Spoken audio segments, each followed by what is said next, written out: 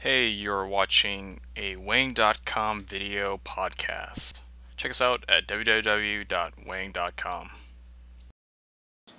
Hey guys, this is Charles from Wang.com, and this is going to be part 2 of my Summoner Wars strategy.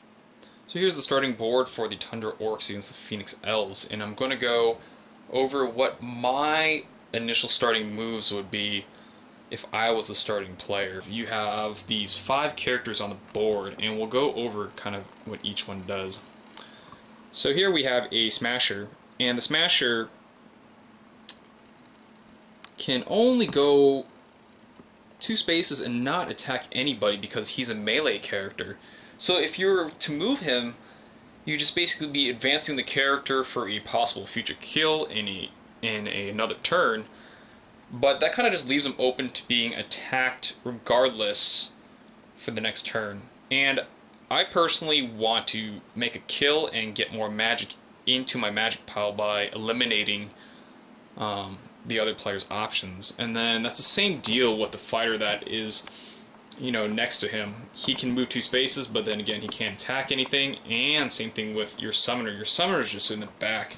Now keep in mind that your summoner is a beast. He has 4 attack die. He's got a good amount of health, and you kind of want to use him to your advantage by pushing forward sometime in the game. But initially, I don't think it's worth pushing him forward on your first turn if you are the starting player. So your best options, in my opinion, would be to move this shaman and this fighter on the right side of the board. So I'm going to show you what I would do in this game, and as far as the attack order. So if I do that, and here we got a matchup. So move the shaman up 1 space, so that way he would be in range of the guardian. And then next I would move the fighter up 2 spaces, so that he could attack in melee range. Now, I personally would attack with the shaman first against the guardian, and if I did that, the reason why I would do that is because if I get a successful hit, he's automatically dead. If I failed, well then, hey, bad luck for me.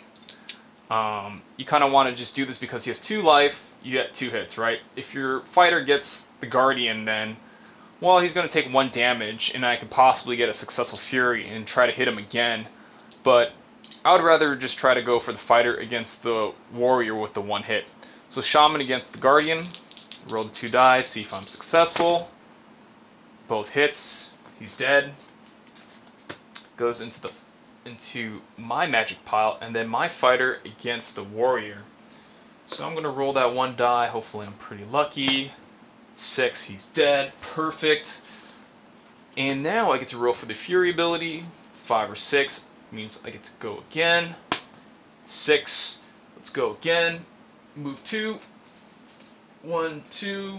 Actually, I would move probably here because, by moving here, these 2 spaces, I can't really do anything. So I might as well attack the wall, see what happens. Because if I attack, it's going to proc my fury ability again. So I'm going to roll again.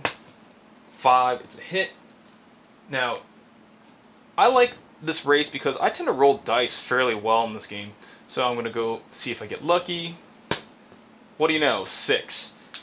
Boom. Go up 2. Position yourself. Well, let's just say I'm going to go here. And I roll again.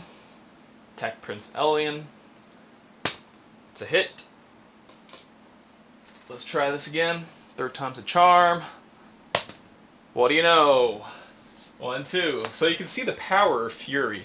Gonna go again, see if I hit him. He's a hit. Go again. Come on, baby. 4 times in a row. And I finally miss. So, out of 6 die, you have a 1/3 chance of basically proccing fury. And my friends hate me when I do this to them. They don't have a whole lot of life, so that's the con of the character. But fury, man, if you can proc it just like what I've shown, you can just do some major damage on them. And as you can see, like on my starting turn, I've already done 2 damage, killed 2 of their guys, and their summoners like halfway dead. So that, and I did 1 damage to their wall. That is just a very lucky rolls, and it doesn't always happen like that. But you can see the power in the fighter character. And freeze basically immobilizes one of your opponent's characters, and I like to place this on champions and their summoner so they can't do anything. And the best time to place this is when they cannot remove it, and it is when they only have less than 2 magic cards, because that's what it takes for them to remove it. So you kind of just want to keep an eye on how much magic they have, because in order for them to remove it, they would have to attack and then build up their magic pile by killing one of your units, or having them wait till their discard phase to discard cards into their magic. So I'm just going to place this here on Prince Elian during my play event card phase, and then I would do my attack. Now, because he's immobilized, I have chances to advance forward. You know, if I used Ragnar and I rolled correctly, kill him, advance, move, a kill, and advance, move. And basically, he can't do anything to defend or of that sort until he gets the chance of... He can't really run away or do anything until he gets that 2 magic, either through discarding or attacking and building up magic that way. So now, that is one strategy for that event type card. Now I'm just going to kind of go through some of the other events and what they do. We got the Ice Wall, and the Ice Wall is very good when you're using it along with Grognak, which is your summoner, because his ability has Wall of Ice Shards, and what happens is that if you place it to create sort of a bottleneck, and if your opponent is not careful, he might move in between it like a sandwich and get double hits. Of course, this is only a one hit point type character, and then he would take 2 damage, which is a little bit of overkill. But if you had a guy who had, 2 hits, he would get he would receive 2 wound markers instead. Sorry. So let's go over some of the other abilities. Now, I really like reinforcements, because it's a very good card to just get units out, because you don't have to really spend any magic.